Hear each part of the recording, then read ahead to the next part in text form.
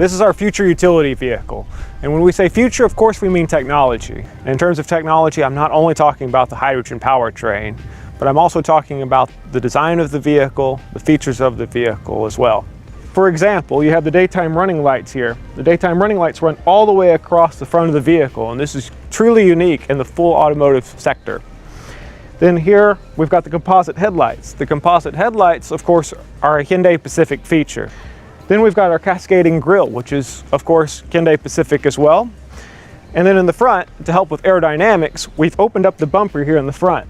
So typically you would have a lot of air buildup. This has now been opened up so that air can simply flow through and give you the most aerodynamic ride as possible. Here along the side of the vehicle, we've also integrated technology into the design as well. You see here, the air dam is opened up so the air flows across the wheel. Of course, you think wheels aren't very aerodynamic, but we've optimized the design of this wheel so that the maximum amount of air flows over it, while the minimum amount still goes in and cools off the brake. Also along the side here, we have retractable door handles. It's the first time we've introduced them. Now it also helps, of course, aerodynamics overall. Here on the back of the vehicle, we have the D-pillar spoiler. Now this is an actual functioning spoiler which speeds up the air that's coming across so that the car has the best aerodynamics possible. Then on the back, you see that we have no rear wiper.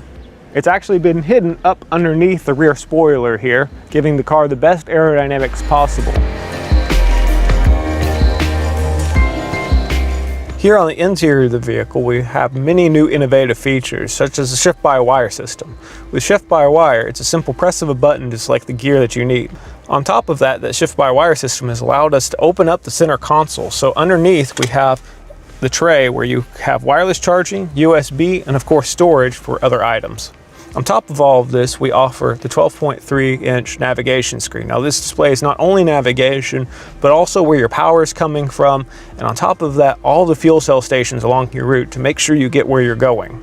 We have a new innovative safety feature called blind spot view monitoring. With blind spot view monitoring, you turn on your turn signal, and the camera here in the side mirror actually shows you what's in your blind spot. Now most people would think, of course, why can't I just turn around myself and look what's in the blind spot? This camera has been optimized to see better than what the human eye can see in the rain and at night.